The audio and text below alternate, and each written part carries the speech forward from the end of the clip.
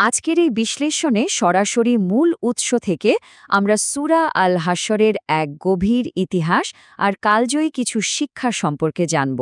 ভাবুন তো, এমন একটা সম্প্রদায়ের কথা যারা নিজেদের অসীম ক্ষমতা আর সম্পদের অহংকারে একেবারে মত্ত ছিল, কিন্তু শেষ পর্যন্ত এক অদৃশ্য শক্তির কাছে ঠিকই তাদের মাথা নত করতে হয়েছিল। এই ঐতিহাসিক ঘটনাটি কিন্তু অতীতের কোনো সাধারণ গল্প নয়, বরং মানব চরিত্র বোঝার জন্য এক দারুণ উপায়। তো চলুন এ অদ্ভুত আর রোমাঞ্চকর বৈপরীত্যের গভীরে একটু ঢু মারা যাক। মদিনার অত্যন্ত ধনী আর শক্তিশালী একটি সম্প্রদায় সে সময় দৃঢ়ভাবে বিশ্বাস করত যে তাদের দুর্ভেদ্য প্রাচীরগুলো যে কোনো বিপদ থেকে তাদের বাঁচিয়ে দেবে। তাদের প্রচুর সম্পদ ছিল, অস্ত্র ছিল, আর ছিল নিখুঁত এক নিরাপত্তা ব্যবস্থা। কিন্তু তারা সবচেয়ে বড় অদৃশ্য শক্তিটির কথাই বেমালুম ভুলে বসেছিল। সত্যি বলতে এই অহংকারই শেষমেশ তাদের পতনের মূল কারণ হয়ে দাঁড়িয়েছিল। বনু নাদিরের বিশ্বাসঘাতকতা। মদিনার এই অত্যন্ত প্রভাবশালী, অভিজাত এবং সম্পদশালী গোত্রটিকে ঘিরেই আমাদের এই ঐতিহাসিক থ্রিলারটি শুরু হচ্ছে। একটু খেয়াল করলে দেখবেন কিভাবে এই সম্পর্কটা খুব দ্রুত খারাপের দিকে মোড় নিয়েছিল। প্রথম বছর মদিনার চুক্তির মাধ্যমে একটি পারস্পরিক সুরক্ষার ভিত্তি তৈরি হয়েছিল ঠিকই, কিন্তু দ্বিতীয় ও তৃতীয় বছরে বদর আর উহুদ যুদ্ধের পর পরিস্থিতি একদম বদলাতে শুরু করে। আর চতুর্থ বছরে এসে অবাক করার মতো ব্যাপার হল, তারা একটা মারাত্মক গুপ্ত হত্যার ষড়যন্ত্র করে বসে। ক্ষতিপূরণ নিয়ে আলোচনার কথা বলে তারা নবী সাল্লাল্লাহু আলাইহি ওয়াসাল্লামকে একটি দেয়ালের পাশে বসতে দেয় আর ওপর থেকে বিশাল একটা পাথর ফেলে তাকে হত্যার চক্রান্ত করে। এই ৬ সংখ্যাটা এখানে কিন্তু দারুণ তাৎপর্যপূর্ণ। বনু নাদির গোত্রে ঠিক ৬টি অত্যন্ত সুরক্ষিত আর শক্তিশালী দুর্গ ছিল। আর এই দুর্গগুলোই তাদের মনে এক ধরনের মিথ্যা নিরাপত্তার বোধ তৈরি করেছিল। তারা হয়তো ভেবেছিল পৃথিবী কোনো শক্তি বুঝি এই দেয়াল ভেদ করতে পারবে না। কিন্তু তারা এই বিষয়টা একদমই বুঝতে পারেনি যে পাথরের দেয়াল কখনোই ঐশী শক্তির বিধানকে আটকে রাখতে পারে না। এরপর আসে অবরোধ ও নির্বাসনের অধ্যায়। সেই ভয়ঙ্কর হত্যা চেষ্টার পরপরই ঐতিহাসিক পরিণতিগুলো খুব দ্রুত সামনে চলে আসে। এবার দেখুন, এই বিষয়টা আসলে ভীষণ ইন্টারেস্টিং। ঠিক এই চরম মুহূর্তে মুনাফিকদের সর্দার আবদুল্লাহ ইবনে উবাই তাদের বিদ্রোহে কিভাবে উস্কানি দিয়েছিল। সে গোপনে বার্তা পাঠায়, আমরা ২০০০ সৈন্য নিয়ে তোমাদের সাথে আছি, আমরা তোমাদের কখনো একা ছাড়ব না। আর এই ফাঁকাবুলিতে বিশ্বাস করেই বনু নাদির মদিনা ছাড়তে অস্বীকার করে। কিন্তু বাস্তবে এই প্রতিশ্রুতির পুরোটাই ছিল ডাহা মিথ্যে আর এক বিশাল প্রতারণা।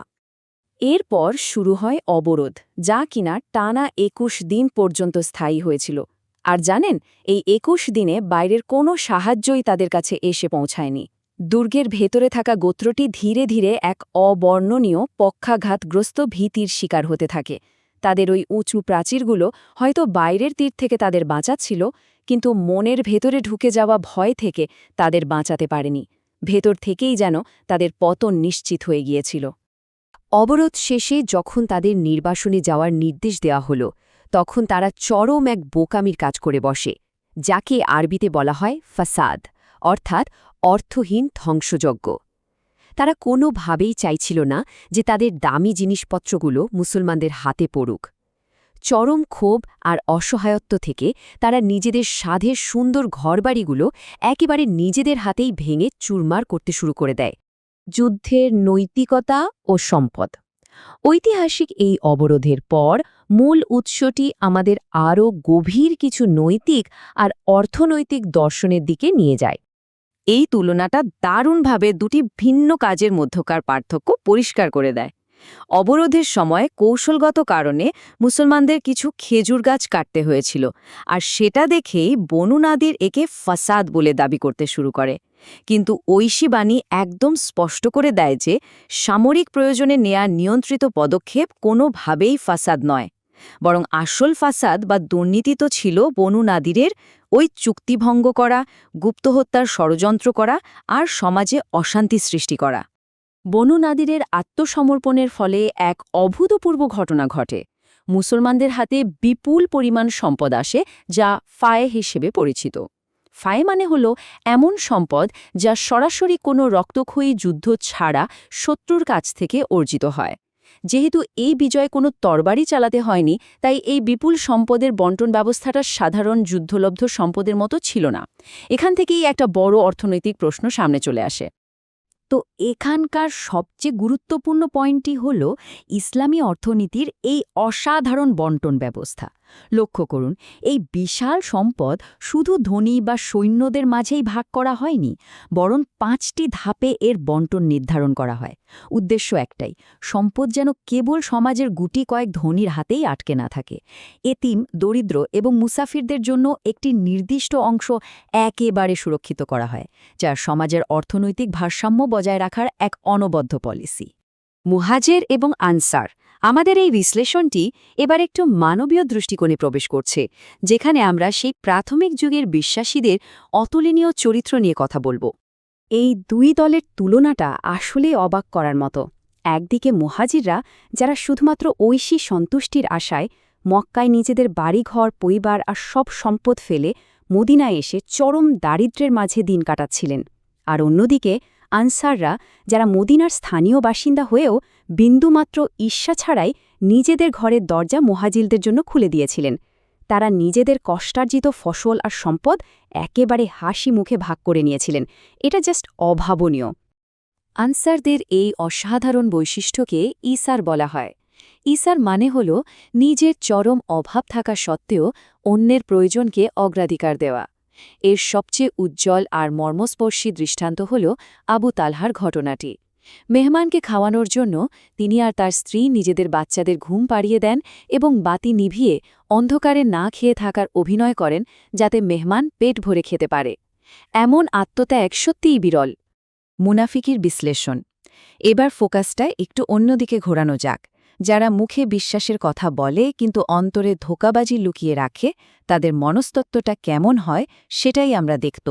মূল উৎস থেকে জানা যায়, একজন মুনাফিকের প্রধান 3টি লক্ষণ হল কথা বললে মিথ্যা বলা, প্রতিশ্রুতি দিলে তা ভঙ্গ করা এবং কেউ বিশ্বাস করলে বা আমানত রাখলে তার খেয়ানত করা। এই 3টি লক্ষণই ওই মুনাফিকদের মাঝে স্পষ্টভাবে দেখা গিয়েছিল।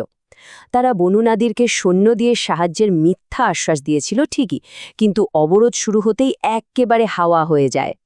এই জায়গাটাতে শয়তান আর মুনাফিকদের কাজের ধরনের মাঝে এক অদ্ভুত মিল তুলে ধরা হয়েছে।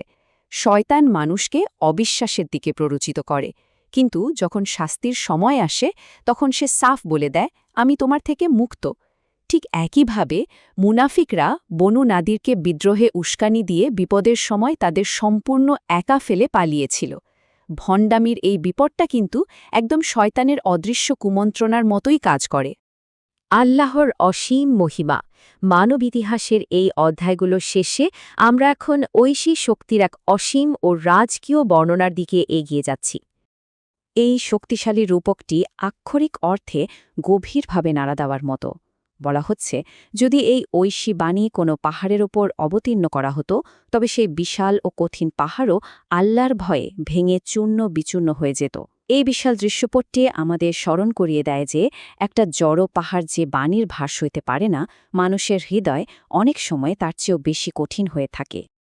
এই ৭০,০০০ সংখ্যাটি খেয়াল করুন। মূল উৎস অনুযায়ী সূরা আল হাশরের মহিমান্বিত শেষ 3টি আয়াত পাঠ করলে এক অসাধারণ ঘটনা ঘটে।